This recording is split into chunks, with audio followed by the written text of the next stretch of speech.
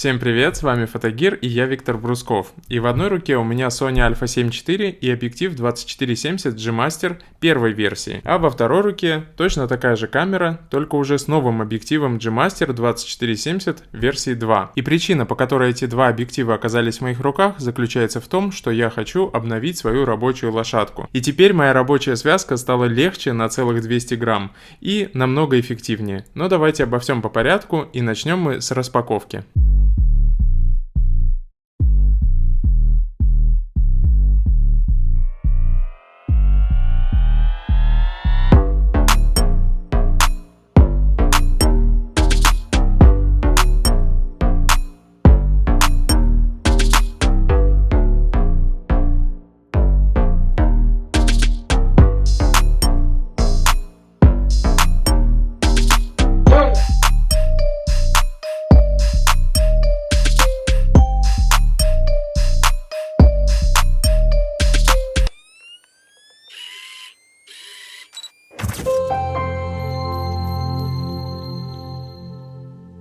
На самом деле есть сразу несколько причин, по которым я решил сделать данный апгрейд.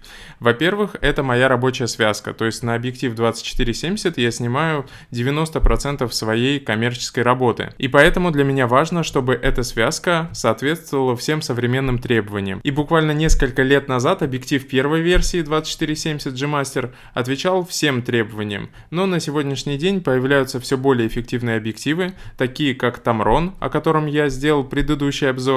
Обязательно посмотрите, если не видели. И, конечно же, новый объектив G-Master 2470 второй версии, который стал меньше, легче, резче, быстрее и так далее. Вторая причина — это то, что сейчас самое благоприятное время с финансовой точки зрения для такого апгрейда. Потому что разница между старым объективом и доплатой за новый объектив сейчас является минимальной, на мой взгляд. Поэтому, пока все остальные не раскусили, что вторая версия настолько сильно хороша, я рекомендую вам задуматься об апгрейде именно в данное время. И еще одна веская причина, по которой я решил обновиться, это размер и вес объектива. Потому что с первой версией моя связка весит 1,5 килограмма, а с новой версией где-то 300 кг. Согласитесь, разница ощутимая. И когда таскаешь свою технику в рюкзаке на разные съемки, то ощущается каждый грамм. И поэтому хорошо, когда техника весит меньше. При этом я не могу сказать, что старая версия стала автоматически плохой из-за выхода новой версии. Наоборот, это отличный объектив, причем он превосходит новинку в кое в каких аспектах, о которых я расскажу далее. А лучший способ рассказать об объективе, на который снимаешь уже много-много лет, это показать примеры изображений, и вам сразу станет понятно, что этот объектив очень даже хорош.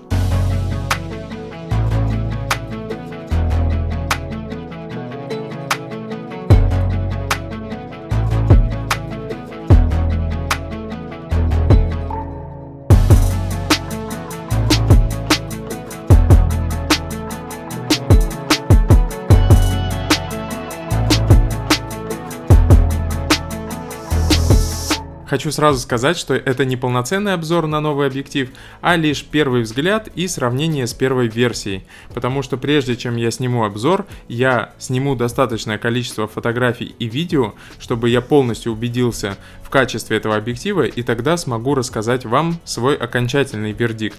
Но по первым впечатлениям я был уже доволен, потому что еще не сделав кадр и взглянув в видоискатель, я понял, в чем он превосходит старую версию, а в чем наоборот, даже немного проигрывает. И первое, что бросается в глаза, что новый объектив резче.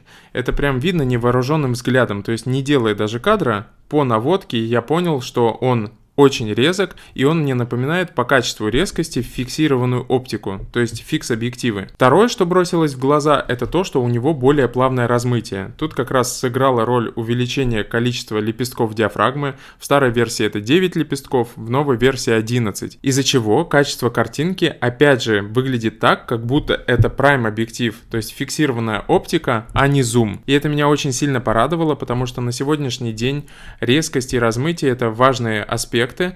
Старая версия как раз в этом деле проигрывает. Если в условиях студии я снимаю и у меня получаются действительно хорошие кадры, потому что я перекрываю диафрагму до значения f4, 5,6 и так далее, то когда я снимаю на открытой диафрагме без импульсного света, например, на улице, то уже сказывается меньшая резкость, и при детальном рассмотрении видно, что изображение снято на зум-объектив. Но что мне также бросилось в глаза, при том, что я не сделал ни одного снимка, это то, что объектив не только более резкий и у него более плавное размытие, но также у него более сильная дисторсия по сравнению со старой версией. Для тех, кто не знает, дисторсия — это такие искажения по краям кадра, которые изгибают линии, особенно это заметно на широкоугольном фокусном расстоянии 24 мм и на теледиапазоне 70 мм. То есть как раз компромиссом для того, чтобы сделать этот объектив компактнее и легче, было как раз то, что он не особо хорошо скорректирован в плане дисторсии. Но и это еще не все.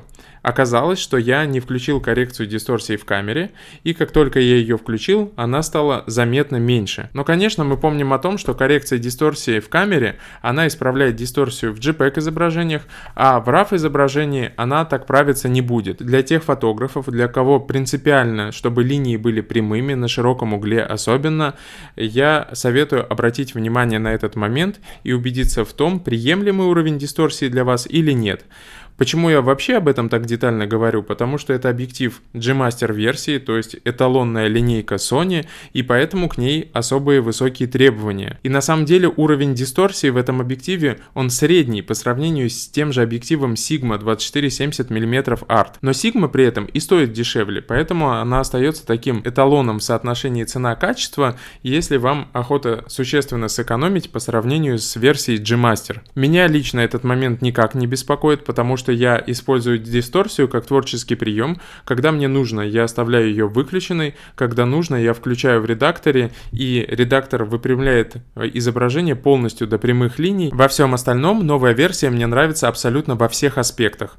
И в плане размера, и в плане веса, и в плане того, как она сидит на Alpha 7.4. И то, что у нее появилась куча новых органов управления. И то, что автофокус летает еще быстрее, несмотря на то, что на первой версии никаких проблем с автофокусом я не испытывал ни разу. Просто более резкое стекло, с более плавным размытием, с более быстрым автофокусом, с компактным размером и весом. Еще и разница по цене с первой версией объектива минимальная, что тут может не радовать. Теперь расскажу вам про органы управления. В новой версии их стало намного больше.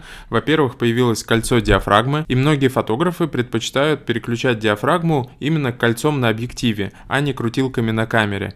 И это нам высвобождает дополнительные органы управления на камере. Поэтому кольцо диафрагмы — это такой дополнительный плюс. Но для таких фотографов, как я, которые как раз не любят крутить кольцо на объективе, есть специальный фиксатор, который позволяет зафиксировать это кольцо, и вы точно его не сдвинете, ни случайно, ни специально. Также появился новый переключатель, который регулирует то, насколько плавно будет выезжать хобот при зумировании. Если этот переключатель выключен, то кольцо гуляет очень легко.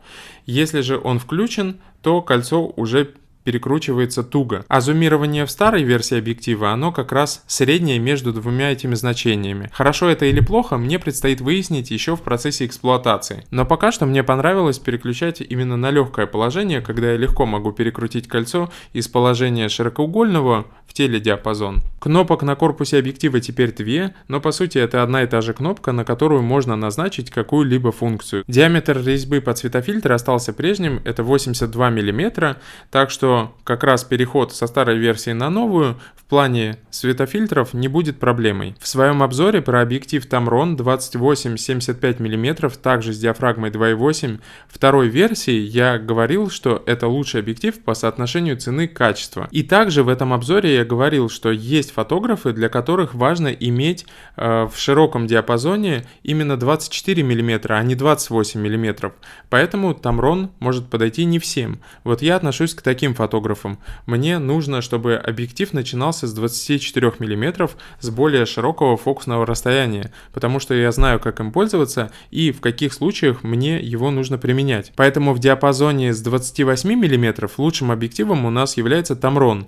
А если мы говорим про диапазон который начинается с 24 мм, то лучшим объективом сейчас в данный момент в линейке Sony является как раз этот G-Master второй версии. Ну и как я уже сказал ранее, объектив Sigma 24-70 мм серии Art является таким вариантом, который хорош по соотношению цена-качество, если вам нужно именно иметь диапазон 24-70 мм. Вот таким получился первый взгляд на новый объектив G-Master 24-70.